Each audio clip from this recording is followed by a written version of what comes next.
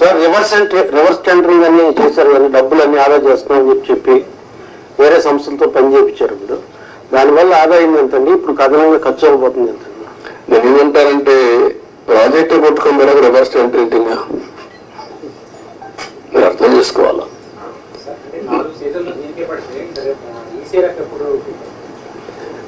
What I'm saying, ఇది 3 సీజన్లన్నా పూర్తి చేసి ఈసీఆర్ఎఫ్ తీసుకురావాలా. దట్ ఈస్ ప్రైమరీ వాళ్ళు చెప్పిన రిపోర్టు. దాన్ని నేను ఇంకా అధ్యయనం చేయాల్సిన అవసరం ఉంది. ప్రాథమికంగా వాళ్ళు ఇచ్చినటువంటి రిపోర్ట్లు ఇచ్చిన డేటా నేను చెప్పాను. మళ్ళీ వీళ్ళు ఎంతవరకు అవగాహన చేసుకున్నారు, సిఏ చెప్తుంది, కేంద్ర మంత్రి ఏం చెప్తాడు, మళ్ళీ ఈ సమస్యలన్నీ పెట్టారు. వాళ్ళు ఎప్పుడు రిపోర్ట్లు ఇస్తారు?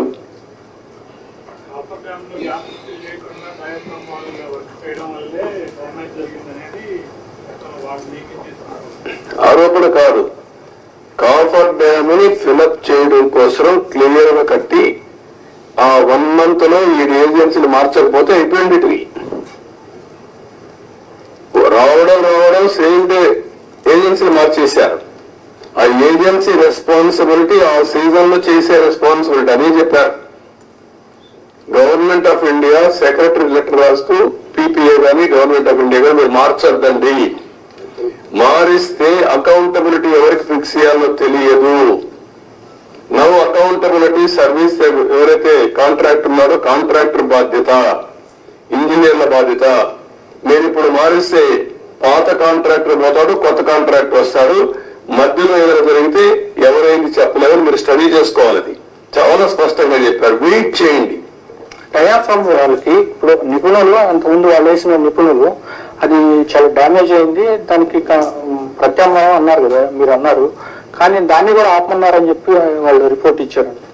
ఆపమని కాదు, డయాఫ్రామ్ వాల్ 4 రెక్కలు డ్యామేజ్ అయింది, 35%. 4 రెక్కలు డ్యామేజ్ అయింది, దానికి కావాలని బ్యాండేజ్ చేయడం అంటే రింగ్ బెండ్ మారిగా ఒక రింగ్ బండ్ వేసి ఇంకో డయాఫ్రామ్ వాల్ దానికే కవర్ చేయడం. అది కవర్ చేసి మిగిలిన రెక్కల డ్యామేజ్ కాదని చెప్పలేదు. దానికి 457 కోట్లు, 47 కోట్లు, మొత్తం వేయాలంటే 990 కోట్లు. దానికి 2 సీజన్లు మినిమం. దానికంటే ముందు ఇది కావాలి, కాఫర్ డ్యామ్ లో నీళ్లు లీక్ కాకూడదు. మొత్తం కలిసి they are claiming 4 seasons. Entire upper coffer dam entire leakage మొత్తం డ్యామేజ్ అయిందని చెప్పేసి నిపుణులు ఎందుకని చెప్పి అది కూడా ఇప్పుడు ఎప్పుడైతే వాటర్ ఇక్కడ లోపలికి వచ్చి కిందన కాఫర్ డ్యామ్ ఉంది, పైన కాఫర్ డ్యామ్ ఉంది, నీళ్లు పోలేవు, సుడిగుండాలుగా మారి సుడిగా తిరిగి ఆ శాండ్ ఒక 20 మీటర్లు 30 మీటర్లు కొట్టేసింది, పైకి లేపేసింది, మొత్తం కొట్టుకోపోయింది. కొట్టుకోపోయిన తర్వాత కాఫర్ డ్యామ్ కూడా దెబ్బతింది.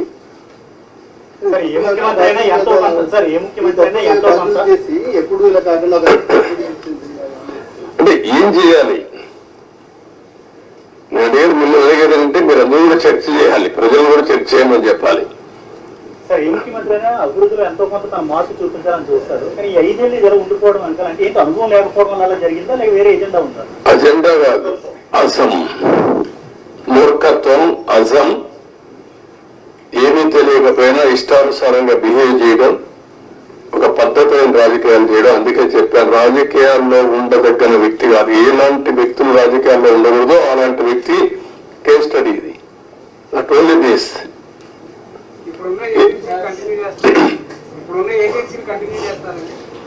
ఏజెన్సీ కర్దేవుడు. ఫస్ట్ ఆఫ్ ఆల్ ఏంటిది, ఈ 2 రోజులు మీరు ఆలోచించాల్సింది. తర్వాత ఏజెన్సీ కథ. నేను కూడా ఏజెన్సీ మార్చేస్తా ఎంత నా దగ్గర అధికారం ఉంది, ఒక నిమిషమే. కానీ అది కాదు కదా, ఎట్లా మీరు కూడా ఆ రోజు కూడా ఎవరు మీరు మాట్లాడలా, మీకు భయం, అది వేరే విషయం. నేను మిమ్మల్ని తప్పడం లేదు, అందరినీ భయభ్రాంతం చేసి ఇప్పుడిప్పుడే నేను ముఖాన్ని కొంచెం నవ్వు ఏదో మాట్లాడతామని ధైర్యం అవన్నీ వచ్చాయి. ఒక్క వ్యక్తి కానీ ఏమండి మిమ్మల్ని కాదు నన్ను కూడా అనలేదు. నేను ప్రాజెక్టు కట్టినామని ఇక్కడికి వచ్చి చూస్తానంటే రాకూడదు కానీ ఇక్కడే అప్పగించారు కదా, నిర్ణయానికి సాక్షి మీరే కదా. ఏముంది నేను అంత మునుపంతా ప్రజలందరూ రాష్ట్ర ప్రజానీకాన్ని రమ్మని చూపించాం. ప్రౌఢ కింద ప్రైవేట్ బస్సులు పెట్టి చేయించాం, భోజనం పెట్టి చూపించాం. ఎందుకు? ఇది ప్రజల ప్రాజెక్ట్. ఇది అప్పుడు వచ్చారు. రైనీ సీజన్ మళ్ళీ స్టార్ట్ అవుతుంది. ఫర్దర్ డ్యామేజ్ అవ్వకుండా ఏమన్నా ప్రివెంటివ్ స్టెప్స్ చేసుకునే అవకాశం ఉందంట. ఇప్పుడు అది కూడా చూడాలి ఎంతవరకు అవకాశం ఉంది. ఇప్పుడు నీళ్లు రావు ఫర్దర్ డ్యామేజ్ కావడానికి, ఎందుకంటే స్వీపేజ్ లో వస్తాయి. ముందు వచ్చినంత ఫోర్స్ మొత్తం నీళ్లలో వచ్చేసాయి కదా, ఆ నీళ్లన్నీ వచ్చి డయాఫామ్ వాల్ మీద పడి సుడిగా ఎక్కడికక్కడ కిందన పైన సుడి తిరిగేసి మొత్తం కొట్టేసింది. సార్ సార్ సార్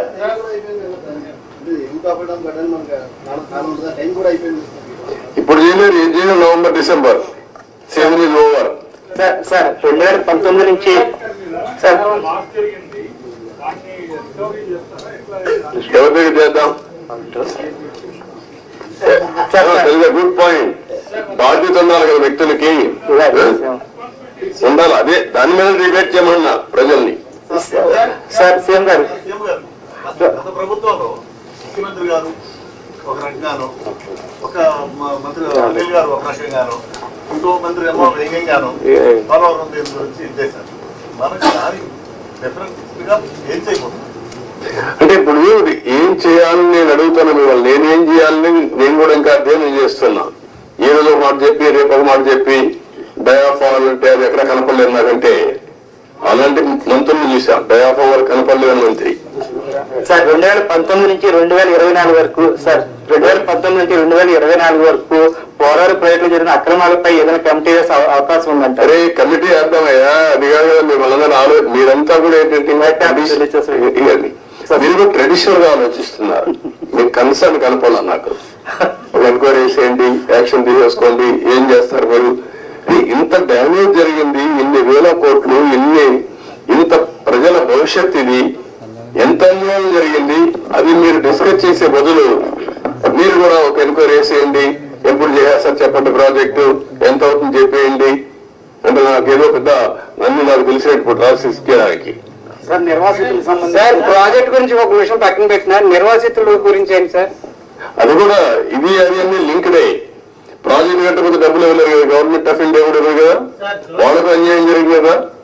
రోజు రోజు పెరిగిపోతుంది ఖర్చు కూడా. మళ్ళీ ఇప్పుడు వాళ్ళకి అప్పుడే కానీ ఇచ్చుంటే తక్కువ అమౌంట్ అయ్యేది.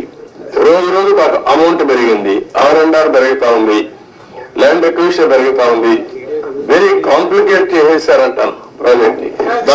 Sir one question 1 minute. 12,000 crores from the center. You seem to be having good relations with the Prime Minister. Are you going to have any influence with the Prime Minister to get the 10,000 crores for the Polavaram project? అయిపోతుంది అడిగి 12,000 కోట్లు నీకు ఇస్తాను, మీరు చేసేస్తారా? Sir, that amount is pending. What I am asking you, are you able to study the project? First of all ఇక్కడ press కూడా మీరు గుర్తుపెట్టుకోవాల్సింది, హాఫ్ హ్యాండెడ్ గా హాఫ్ హార్టెడ్ గా కాకుండా కొంచెం స్టడీ చేసి కన్స్ట్రక్టివ్ గా పాజిటివ్ గా సజెషన్స్ ఇవ్వండి. ప్రాజెక్ట్ కంప్లీట్ చేయాలి, నష్టం చేసిన వ్యక్తులపై చర్యలు తీసుకోవాలి.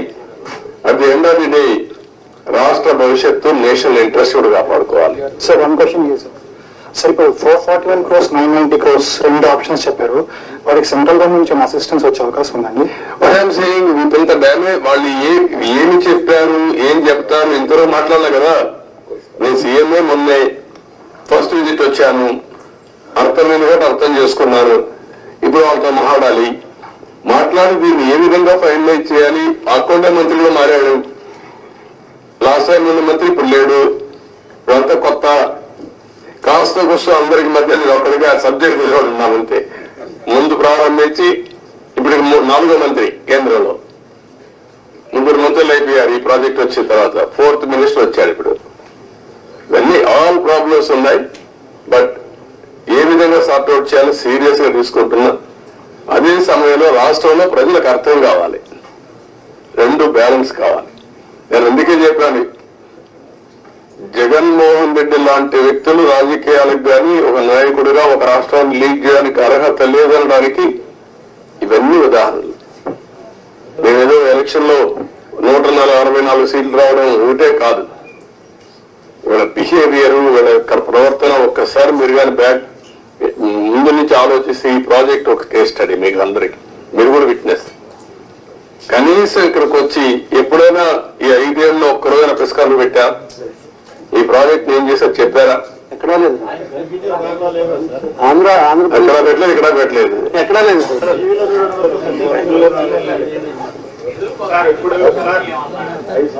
అఖిల పక్ష కమిటీ ఏం చేస్తారు? అఖిల పక్షం వేస్తా ఏం చేస్తారు?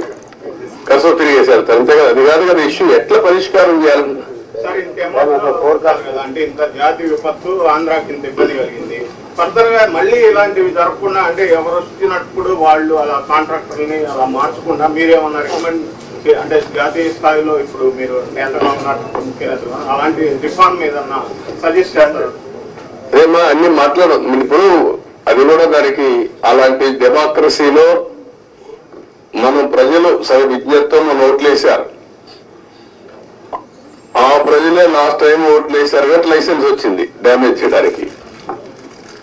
ఇదో కేసు అది అంతే. గవర్నమెంట్ ఆఫ్ ఇండియా చట్టాలు తేవడం ఉంది, అన్ని రాష్ట్రాలకు తేలేరు కదా. ఒక రాష్ట్ర ప్రభుత్వం, కేంద్ర ప్రభుత్వం తప్పు చేసిన పనిష్ చేయాలి. ఎవరు పనిష్ చేయాలి? ప్రజలు పనిష్ చేశారు. సరిపోతుందా?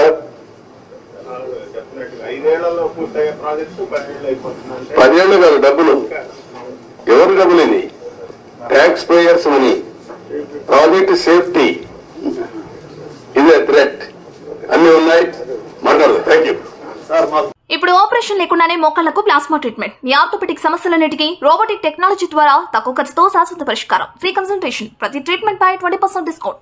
ఈ ఆఫర్ కొద్ది రోజులు మాత్రమే. త్వరపడండి. V9 hospitals 9281465842.